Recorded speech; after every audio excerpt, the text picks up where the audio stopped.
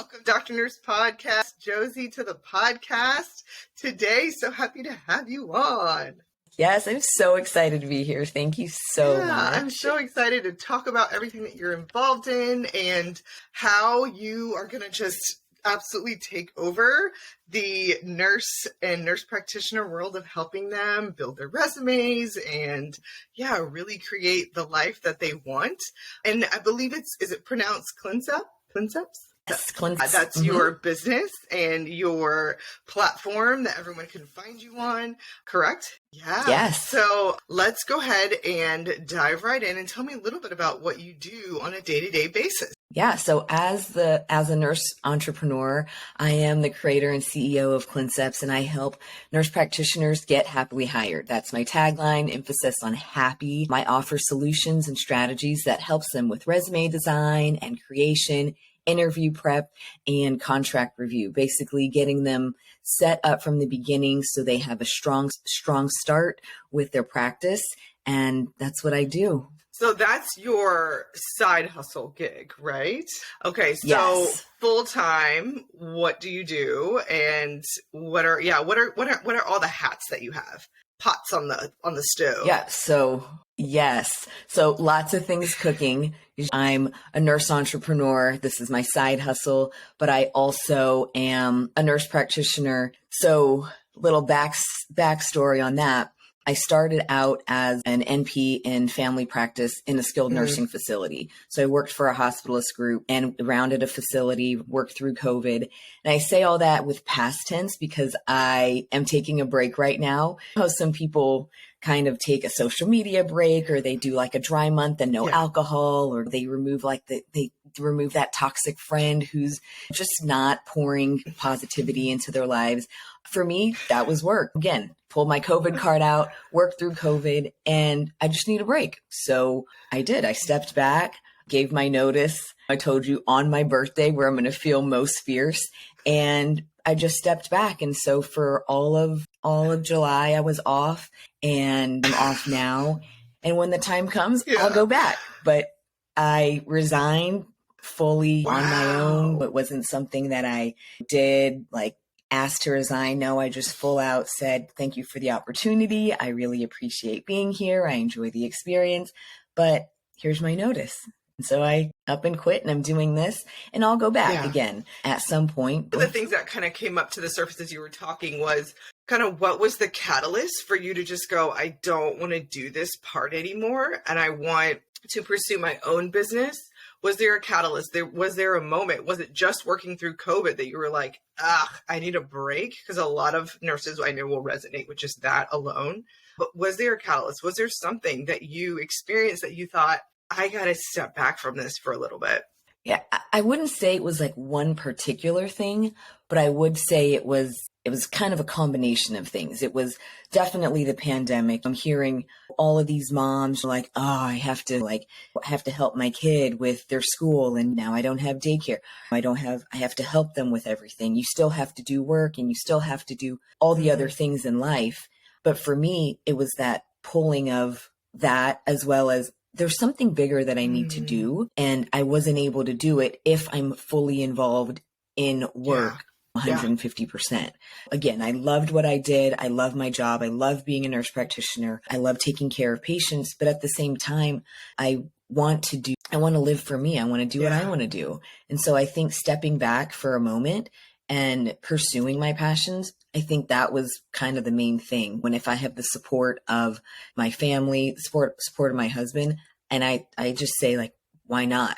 And why not me? Why not now? I agree. I love that, because one of the things that I find in life is that the salary that you get paid for a job is the price that you pay to let your dreams go, right? It's just so easy to take that paycheck every week and not check in with yourself, and to kind of feel like, oh, well, it's fine. This is what I have to do. And you do have to provide for your family. So I know that there are people that are like, listen, I'm a single mom. I don't have that option, or my husband doesn't make as much money. And so I have to do a level of this to keep our family afloat. And so those are all reasonable and valid reasons to keep going back to work. But at the same time, for those of us that can either step back a little bit or even just rearrange things, you can actually begin to create space. And by creating space and creating margins, you can actually begin to dream again. You can actually begin to allow those creative juices to flow and see, I can offer more to the world than just what I'm doing at my job. Mm-hmm. And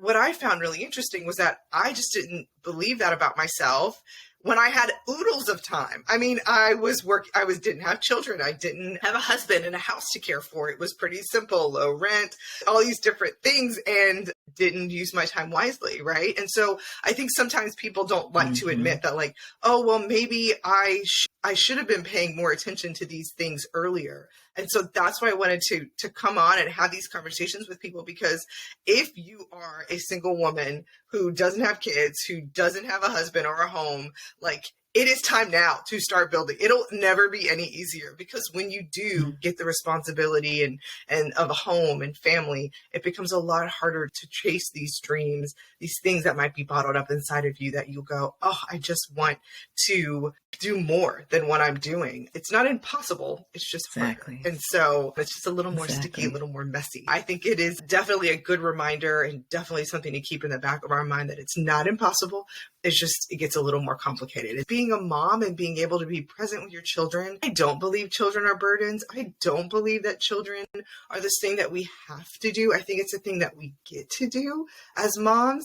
And so it is, it kind of bothers me when I hear people say, like, oh, I have to take care of my kid. And it's just like, no, it's such a blessing that we get these children for 18 years to mold and to sculpt and to change and to help grow into the best person that they can be. And by setting aside things to prioritize your family, there is absolutely nothing wrong with that. I think it is the most important thing you can do with your life, is to look back and say, hey, I made this person feel super loved while I was in their life. And yeah, I just think that's really important for moms to do. So I think it's awesome that you're momming and you're doing your own side hustle and you're just taking a break from stuff. And I think it's also very, very admirable of your husband to step up in such a way to just go, I got this.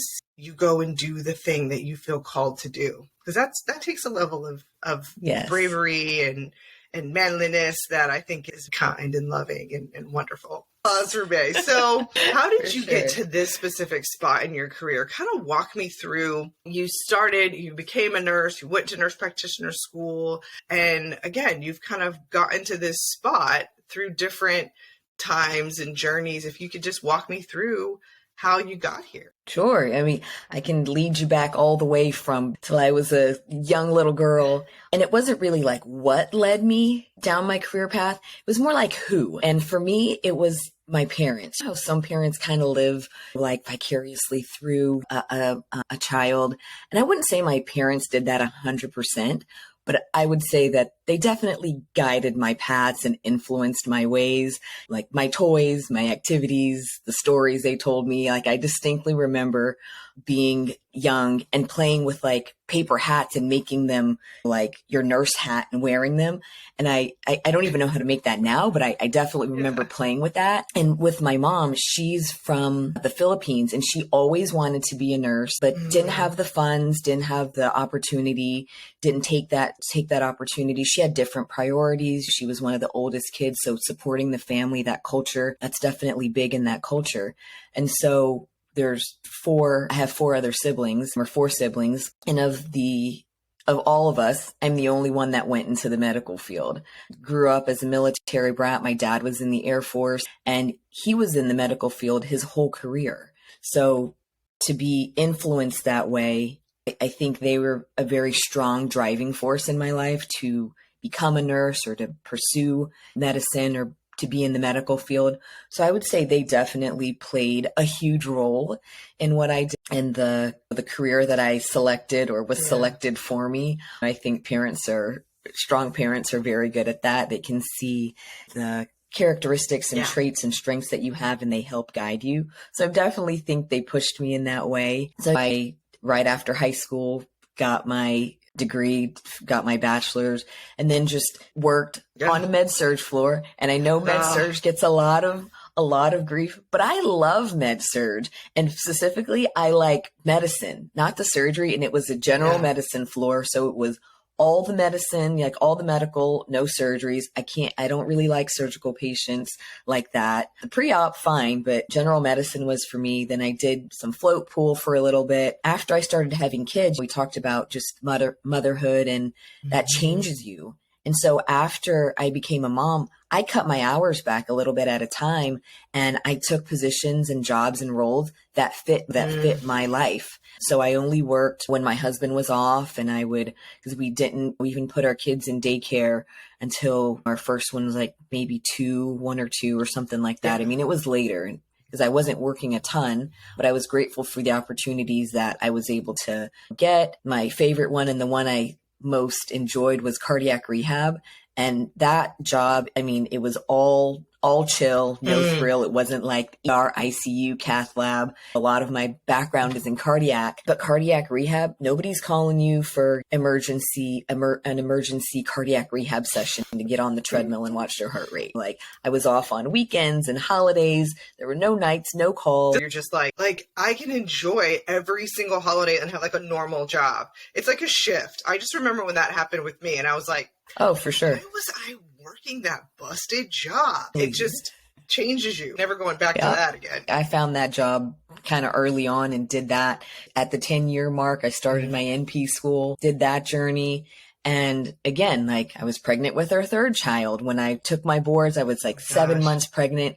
And I knew, like, I don't want to start my career and my kids' lives kind of competing. So I took a step back and I waited a year, almost nearly a year, before I even started looking for jobs. And I knew what I wanted. I knew the type of schedule that I wanted, or the flexibility that I wanted to have. And so that's why I selected and went with the SNF, or post-acute rehab position. It was something that worked for me, worked for my family. The pay was amazing. The support was amazing. So I wouldn't have traded it for the world the way I did it. So kind of going through that's kind of brings me up to the nurse practitioner part. But as far as like the entrepreneurial journey and what led me there was, I think, by way of the pandemic. Again, skilled nursing facility, long-term care, basically nursing home. During the pandemic, unless you lived under a rock, like, nobody was sending grandma and grandpa pop into a nursing home unless they had to be there, right? So our census was low. Like, if our census was low, patients are low, only the crucial crew was there, the healthcare essential personnel. So there were no students. There were no clinicals. There was no such thing as precepting. So, but I had like one student who we were able to kind of like get under the radar. And I loved doing that. It kind of brought me back to my precepting days as an RN. And I loved it. I loved being able to teach new grads, students, new hires, new employees. I love that. And that's what kind of lit me up. I was not able to be with my student for very long because, again, it was the pandemic. How she even got there, definitely a God thing. So, and it was very like, I was like, this isn't not going to last very long. And so I had to pivot and be like, if this is something I want to do, but I can't do it, how am I going to find a way? This is kind of a challenge. I mean, COVID is synonymous with challenge, but it really structured the way people change how they do their business. And for me, a challenge is just an idea board. So it got me like thinking like, hey, what can I do with what I have to serve the people that I want to serve? Which was new grad students, right? New grads and students, student nurse practitioners. And so for me, that was, I could do maybe kind of come up with something and do something online and help with like an online clinical site or get with preceptors. Then it just kind of came to me like, if I could do this online and reach more people online than this one-to-one kind of precepting idea, I could reach more people doing clinicals and being a preceptor. And that's kind of where the name Clincepts comes from. It's like clinicals and precepting kind of combined, and just get super focused and super niche and helping new grad students with non-clinical aspects. And that's with the jobs. One of my strengths and something that I'm really good at is grammar, writing. I would review people's like papers in school and help them kind of write. I'd be like the second pair of eyes for people that had like a speech to do or a website or an about page just to kind of help them with, hey, does this look good? Does it sound good? Does my bio need a little bit more info? And if I can use my strengths with that, like, why not help other people? Why not help nurse practitioners sell their stories so they can have a fair shot at starting their careers and get paid for it? Like, why not? And why not me? I was thinking, are these techniques and these things that you teach your students or people that are looking for your help, are those things that you were implementing throughout your career? Did you find that it was easy for you to get jobs? Did you find that as long as you kind of set those work-life balance boundaries and limits, did you find you still were offered jobs? Because that's the thing people say. Like, they're just like, I don't believe these things exist. Like, I don't believe you can find a part-time nursing job. And I'm like, yeah, you can. Yeah, you can. You just like, I just believe that it's true, right? And so because I believe it's true, I tend to find them a lot more than people that are like, it doesn't exist. I'm like, okay, that's fine. I know they do. Don't want to like toot my own horn, but if you're asking me, yes, is that something you're good at? I would say yes. Like I'd say I am good at helping people with that. If I could do it for myself, I could do it for you. And I didn't just do it like once. I've done it throughout my whole nursing career. Like, I can get you more money. I did it for myself. I mean, I remember I started out with that cardiac rehab job kind of as at the end, but I went through the hospital system and went through different positions within that hospital system. And it kind of trailed me everywhere I went. When it wasn't like 10 different positions, it was like 4 or 5. And they would say, you're the highest paid nurse for this specialty. Like, I'm not sure like how that happened. And in my head, I'm like, well, I asked and they said yes. I mean, there were some strategies that I used with that, but you won't get things if you don't ask for them. And you do have to look for things. If you're doing things the way everybody else is doing it, look like everybody else, then you might not get the results you want. And you're going to look like everybody else, right? Exactly. And everybody else is miserable and burned out and tired. In my career as a nurse practitioner, nursing career, and even as an entrepreneur, I came up with a 3-word alliteration. I'll start with B so you can remember, but the beginning, the belief, and the balance. The beginning of your nurse practitioner career, if you think back to your RN degree or your RN career, it was hard. The beginning is always hard. And I think for me, it was the same way, both as a nurse practitioner and an entrepreneur. You're trying to figure out where you fit, trying to figure out what to do, all the different steps, how to be a success. It's just hard. The transition streets are rough. You feel like that you're alone and you feel like there's no one else out there. No one else is doing this thing that you're doing, whether it's being an entrepreneur, trying to start out. How do I set up my LLC, or how do I get started just getting clients? The beginning is very scary. You just kind of really going into that. And then the balance. I think the balance for me is also the toughest. You're wearing lots of hats. You got a lot of pots cooking on the stove. How do you keep track of that? You just got to prioritize. Hope you don't burn anything. Make sure that you exactly. And if you do, just flip it over and serve it. Such a mom. I'm not even lying. I made my kids some pot stickers yesterday, and that's exactly what I did. I just flipped it over. I was like, "Baby, just eat that side." Yeah. And he ate it. Whatever. But yes, if it's one thing, it's the thing that I learned in practice and in business, it's that with balance, you can't be all things to all people all the time, all on your own. But you can with help. You can with help, but you can't do it all alone. And that's one of the things that I've really learned and come to grips with. I liked what you're saying in the beginning, but I want you to touch a little more on the belief. What is the belief system that you had to cultivate and to kind of mine inside of you to bring forth the idea that you can do this? That, again, I love Gary Vee. He's a super intense social media guy, and he's a wine guy, and he's just amazing. I just think he's brilliant. And he always talks about like getting over your self-doubt, getting over your self-rhetoric of I can't do it. And how did you decide I'm going for it? Like, how was that done? I think my toddler is here. Is that my toddler? Sorry, baby. Just like throws the door open like he owns this place. He's so hilarious. He does. He does. His world, we're all living in it. Go ahead. Keep going. Oh, exactly. So what's the belief system that I had to kind of overcome? That I think the fear just fear of what people may think, fear of what you don't know. In both aspects, there's that kind of imposter syndrome, like, I'm not good enough. You have doubt about yourself or about what could be. But if you never go for it, then you'll never know what could be. And for me, I have a very strong faith-based, just internal belief in a higher power. I believe this is where I'm meant to be in both realms, as a nurse practitioner on a break and being an entrepreneur and helping other nurse practitioners. Because I feel best when I see others succeed, whether it's in their healthcare or whether it's in their personal life. If you're good, if you do good, that makes me feel good.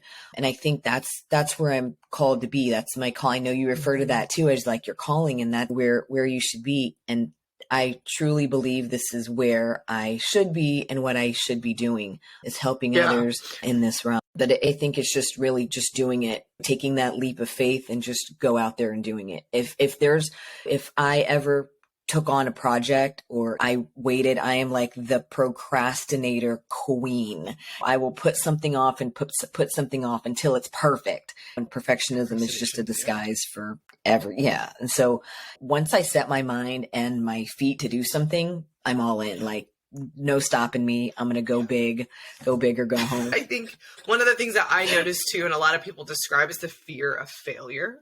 And there's this idea that what if I fail? What if this doesn't work? Which is why I love bridging with part-time. I love people to bridge with their full-time job, get the little pieces started and whatever it is they want to create. And again, it can be a t-shirt business. It can be a resume helping people with their career. It can be, gosh, what have I had on? I've had guys doing investing and tax deed, and they use their nursing career. They leverage their nursing career to allow them the freedom and the flexibility to create and to build something for themselves on the side. And what I love about that is that it keeps you with a level of job security insurance, so that if this isn't something that works, now you're restarting with experience, right? If I do fail, I don't want to go all in chips, take everything poker style, I'm all in. You can do it that way, but sometimes it's wiser to just go like, all right, I'm going to play the game a little bit, keep my foot into this world in case things don't work. And then I can pivot. And then as you start noticing that the thing that you're building, the thing that you're growing is kind of taken off, then again, you can back down on the other work if it is burning you out. If you're absolutely in love with your hospital job, then keep doing that. Like, I would still encourage you to do something on your own, because being diversified is the best job security, period, point blank, punto, the end. That is the way to make sure that you are hedging your bets, because you wouldn't just want to invest all in one stock. We don't recommend that. We're like, keep it diverse, mutual funds. Like, we're very into that. But then for our careers, we're just like, I'm all chips in this one hospital. And it's like, yeah, don't do that. Like, have little side things. And if it's not your own business, it can be working for a nurse practitioner that needs help doing whatever. Another little business that you're like, hey, listen, I'm going to just do this on the side. And I just think that that's a big one that comes up a lot, is the fear of failure. And so don't be afraid to fail, especially if, again, you've got that insurance. But also, if it doesn't work, you can always start over. And now you're starting with experience. So anybody along the way help you with your career? Anybody just kind of get you going? Have you had any mentors? Because that's one thing I noticed in nursing in general, in business, there just isn't a lot of mentorship for others. So anybody help you? Or have you just been a lone wolf, just a wolf pack of one? No, so I don't think, again, just kind of referring back, that you can't do it alone. I've had, like I said in the beginning, my husband, he's very supportive. He's also has a business mindset. So he's my business partner. He's my go-to. He kind of helped me get started. Other mentors would be my brothers. I have a brother who is an entrepreneur and he's very successful. So I'm able to lean on him for like, hey, here's my idea. And from there, he's like, okay, well, what's the business plan? I'm like, what do you mean? He's like, this is it. He's like, no, you need a business plan. You need like you really have to outline it, like how you're going to make money. I'm like, okay. And so he really walked me through a lot of things. And then my husband on the tech side, helped me do everything. And then there's resources like within my state. I'm in Pennsylvania. And so there's with the Small Business Association, I was able to get mentors for free because the state wants you to build a business. And so I was able to meet with a lawyer, get set up with an accountant. Cool. It's kind of a referral system, able to ask questions, and they kind of give you direction and guidance in how to build a business. So I think reaching out to just the free resources that you already have within your state, they're able to really give you a lot of information and kind of guide your way. Because newsflash, the library's free. There's this place where you can just go rent information and learn how to do stuff. Like, are you kidding me? Wait, it's free all over the country? We've got them everywhere. If you're like, I don't have that kind of money, literally walk to your local library and rent a book. Or the Libby app is incredible. You can listen to audiobooks for free on your phone. And so again, like what you're saying, just reaching out to these free resources. If you have people around you, pick their brains. Like, these are things that you can be doing, practical things you can be doing to get you started as you are kind of going down this path of, I think I'm going to bust out. I think I'm going to start something really small. For the last question of the podcast, I would like to know if you could go back to Josie, like brand new nurse Josie or new nurse practitioner, and you would tell her about her career that you would want her to know, you wish you would have known at the start of your career. So I would tell my younger me, the new nurse practitioner me, that the market is not oversaturated. Like, oversaturation is a mindset. Competition is, I mean, it's different. I'd say that it's a manifestation. Like, when you live with the mindset that the market's oversaturated, you act that way. You limit yourself, you act out of desperation. But when you live with the mentality that the job market is competitive, and usually you're competing against yourself. You're trying to show out you're trying to show up as your best self. You're manifesting what's there. You're going to act differently. You're going to be more prepared. You're going to feel more confident. So I would say to toss that, like that belief is out there everywhere, that I'll never get a job. Or when you think that way, the jobs that you do get, you just get and you make it work instead of the other way around. Like, you don't have to live a life of desperation and fear and this kind of limiting mindset. You can have these jobs that are kind of cush jobs that are paid well. Two things that you said in that. The first being you're in competition with yourself.